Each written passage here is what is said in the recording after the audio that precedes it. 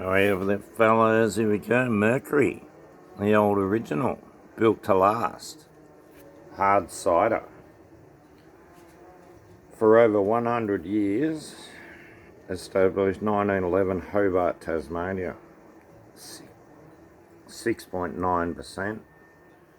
Now made by Carlton and United, who are bought by. I need the bottle opener. That's why the beer's there.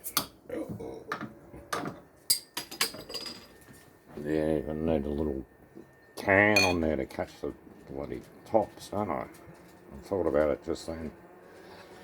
Alright, that's it. Hard cider. Got a little head, as yeah, most ciders will pour off a bit of a head, not too much. Cheers, guys.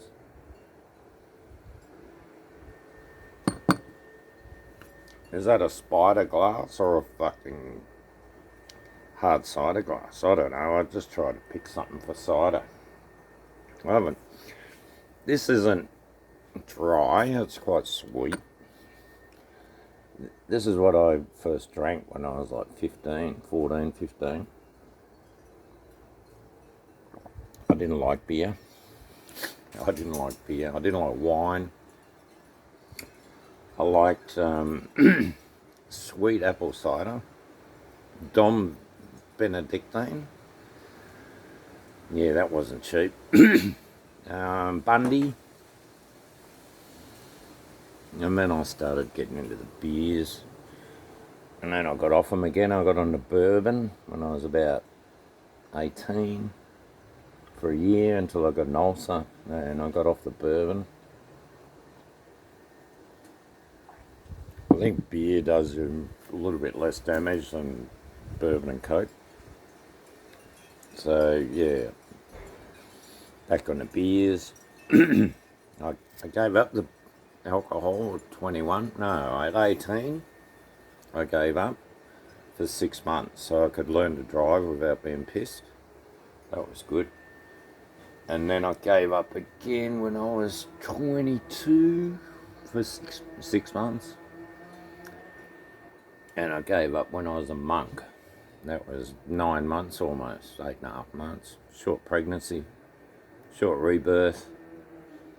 I had a couple of wines, you know, when I was a monk with the head monks of Bangkok and the head monk of Supumbury.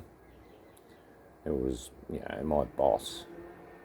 I didn't have a local monk. I had the chief monk of Supumbury as my boss. So that was pretty lucky because I hung out with all the chief monks, so I could drink the odd wine. You wouldn't get drunk. You'd have 1 or 2 glasses, that was it. Medicinal, of course, good for the blood pressure. Anyway, it was good wine. We also drank really good tea. We probably ate the best food that you can get in Thailand. The monks eat the best food. Everyone cooks up and they try really hard to just make the best ever, and then the monks will say that, you know, we have to try everyone's food. Sometimes the dishes are too hot. Some of them are yuck, you know, they haven't cooked it right. But 95% of the food the monks get is fucking fantastic.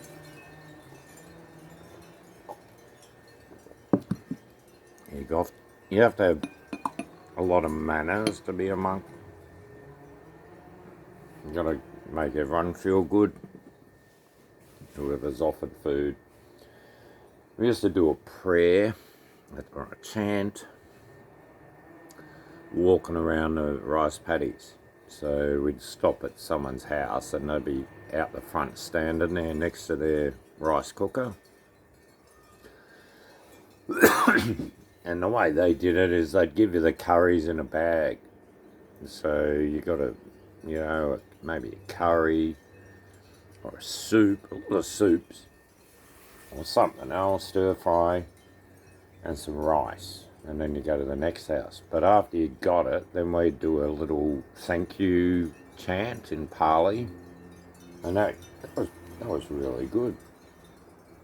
And then we'd go to funerals. And you think, oh yeah, might get a couple of funerals. There's nearly one every day. So if you wanted, and I just went along with the show, I went to probably 5 funerals a week as a monk. 4 or 5. And, it's helping out the temple, and more monks the better, and having a big, tall Western monk in Suppunbury was a bit of a trip out, like there wasn't many.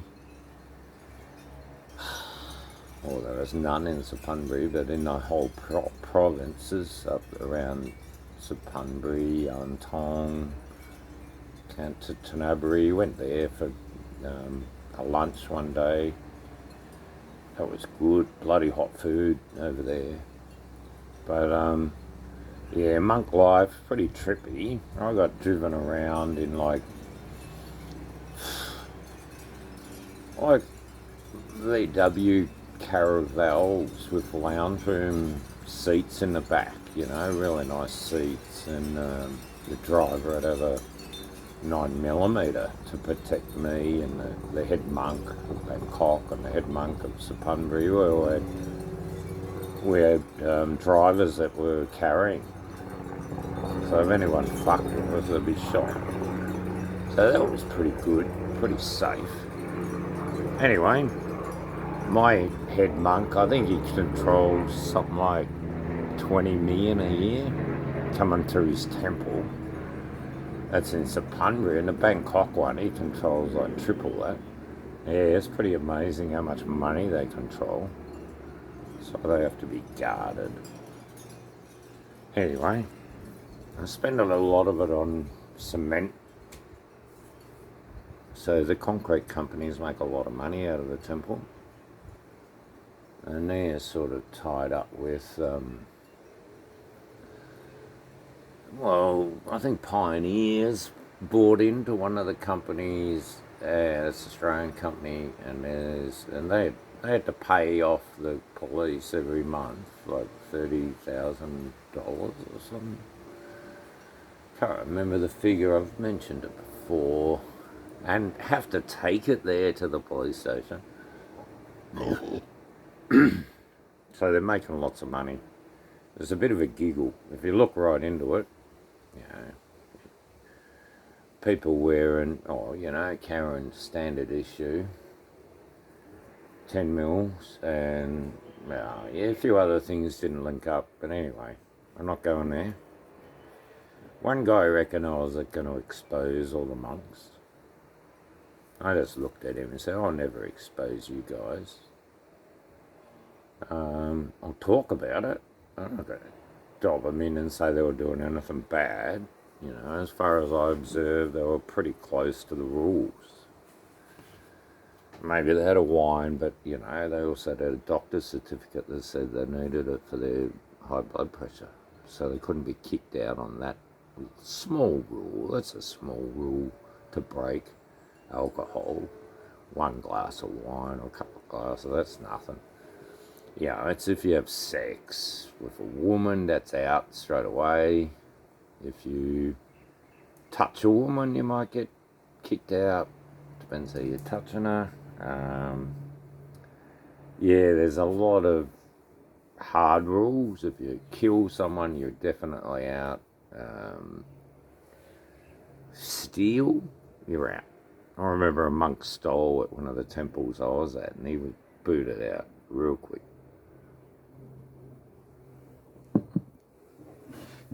So, that's the life as a monk. It's a good life, it's a simple life, there's no stress. Really, you're sort of protected by love and what you're doing. You're caring for the local people, you're collecting food, and then you're feeding like 500 odd people every day. From us 144 monks, and like only 100, 110, 120 max would go out begging for food. The rest would be, one was a mechanic, he'd work on the buses and the vehicles we had at the temple. We had like 3 buses, and we'd go to local towns every day to go begging for food. So every day I'd be visit Chai Chan, Tong, off to Singbury, all these little towns that most of you've never heard of. Well, we went to all of them, visit Chai Chan, and Bindabat, and I got to know everyone because I keep going there, like every week for like 4 months. So I had people like, when I got there, they were miserable. And after a while, they'd see me coming, they'd be smiling, and they'd have cans of Coke and pizza for me, and all this sort of stuff. And 500 baht. And they're all happy. Yeah, it was pretty good because I could speak Thai. And so what happened is, you line up in how long you've been a monk. So you're in Bintabat, and the person that's been the longest a monk will be at the front. And the one just become a monk is at the bottom. And then the Samanans, the young monks, are behind that monk. So I was pretty low on the pecking order. I'd just become a monk. After a while, I got to know one of the monks, and he was like number 5. And I ended up being with him up the front. And I had kids running out and getting told off for giving me stuff instead of the head monk, the first monk and all that. He had a lot of real unusual things happen. It was pretty mind-blowing. But yeah, one time, all the monks in front of me disappeared. They got called away. People had emergencies, needed their house blessed, they needed this, needed that.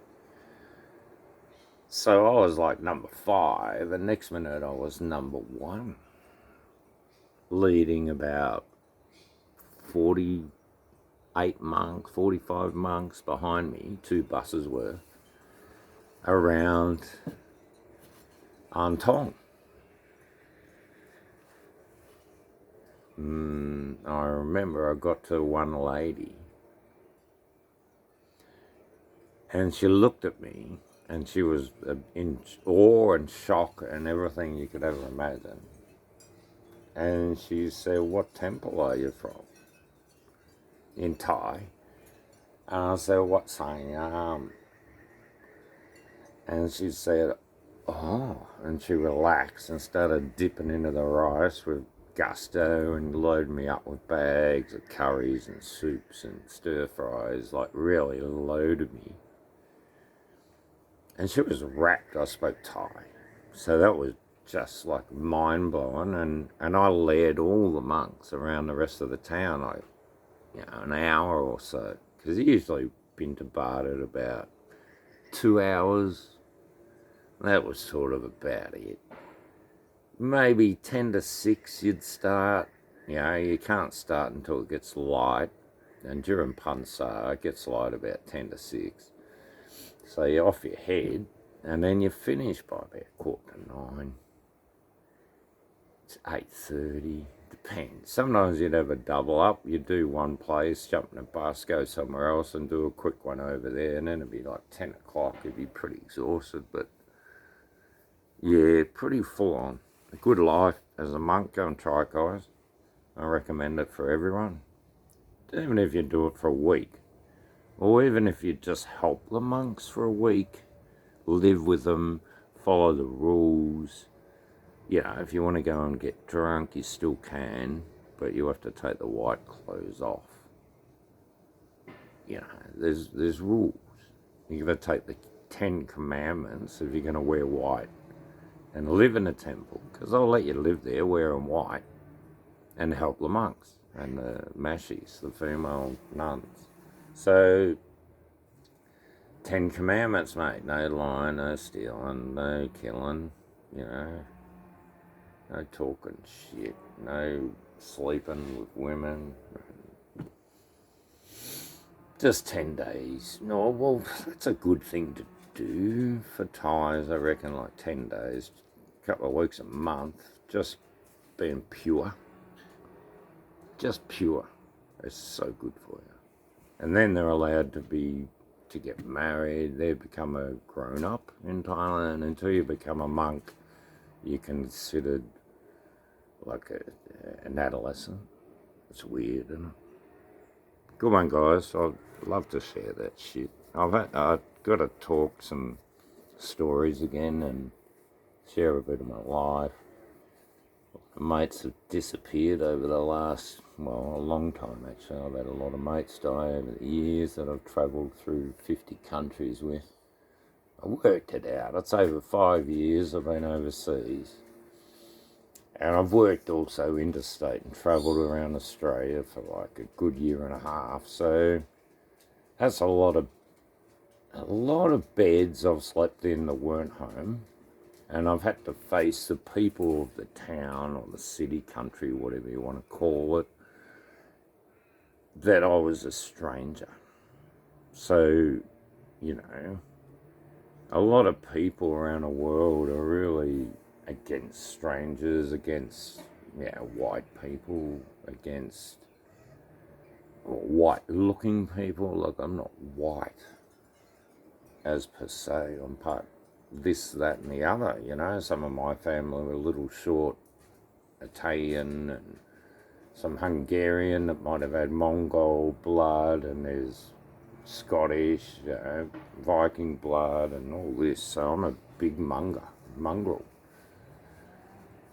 But you just got to sort of ignore and stay away from the trouble around the world when people aren't happy with you being there. I had a guy chase me in Panama yelling, saying I think he had a big machete or something. He had something in his hand. I just got the fuck out of there real quick. But he's yelling, "You killed my family, you killed my friends." Or in Spanish, "You gringo, you fucking, I'm gonna kill you.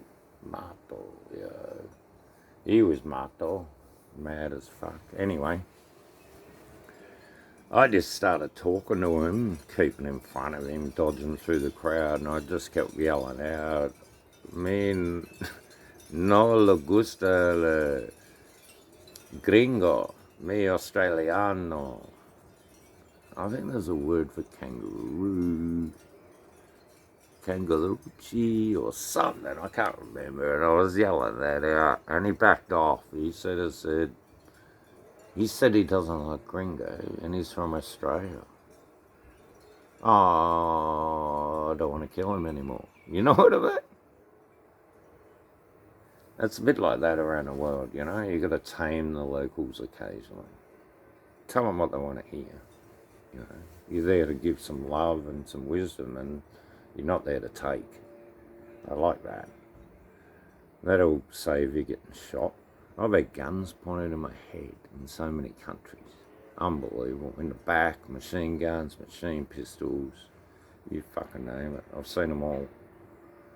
Vigilantes, cops, undercover, army, you name it. Anyway, secret police in Venezuela, they were all shooting match. But they never shot me. That's what I was thinking of writing a book. The man they couldn't shoot, root, or electrocute. I've had that many electric shocks, and I've been hit by lightning as well, and that hasn't killed me.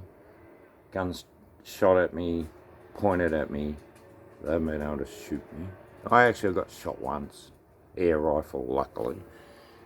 So I have been shot, so I can't say that one. We'll change it then. You're kidding. So it's not shoot, root, or electrocute. A few blokes tried to root me. Didn't let them either. No, it's not shoot, root, and electrocute. So it has to be something else, yeah. I don't know.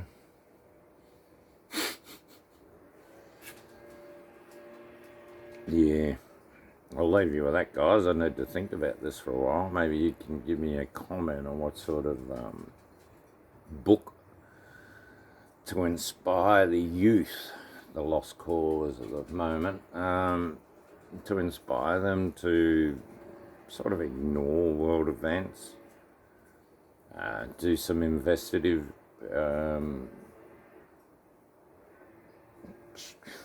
There's no investigative journalism anymore, so do a bit of investigation into law, the laws of your country, the monetary system, banks, all the things they don't teach at school. You got to learn those. Morals, manners go a long way in the world. Respect goes a huge way. Not taught in the schools. Anyway, for all you young people, I just hope you can rise above the bullshit and just don't listen to what they tell you. Like, my older brother was failed twice at one high school, and yet he was a Green Beret, federal copper, and now a Lord Mayor of the third largest council in the country. Yeah, you can get failed like I did. And I ran my own business and travelled 50 countries for over 5 years. Yeah, don't take it on board, guys. A failure sometimes means that you've got too much spirit for them to handle. That's a bit of a pat on the back, and get out there and fucking go bananas. Find what you love to do and do it well, and you'll get paid handsomely and you'll have a good time. And do whatever you fucking want to do. Buy racing cars. I've had plenty of V8s, fast cars, turbos, you name it. Yeah, I liked it. Motorbikes, I've had quite a few motorbikes. Yeah, do what you want to do. Buy a boat. Do whatever you want to do. Snow ski in Switzerland like I did, or Canada, or, you know, go and climb some volcanoes. I went and sat on top of pyramids all around the world and meditated. I just thought it'd be something different to my normal life. So I like new things, and the new things make the brain stronger and stronger. Geez, I'm rambling. This fucking, you're kidding. Yeah, guys, I'm been a bit choked up. Probably need a bit of a cry over me mate, Cole, to get over this shit. I haven't had a cry for years. You know, it's weird for blokes. We don't like to cry. You know what I mean? If I get a tear, I'm like, what the fuck's going on, cunt? Aren't you tough enough for this? And then you think, oh, yeah, well, your mum just died. Yeah, no, it's all right. We'll let you off this time. But you know what I mean? Toughen up, biscuit. Princess, toughen up. Come on. That's a fucking joke. I reckon crying is one way to get rid of the poisons of the body. Sweating and crying. So, don't just stop crying because you're a real tough prick. I guess. You'll live longer if you have the odd cry. Anyway, guys, we've gone all over the fucking place today, and we're halfway around the world. You're kidding. I needed to just have that say and get it off my chest. Thanks, guys. Love yous all. You're the blokes. Guys. Cheers.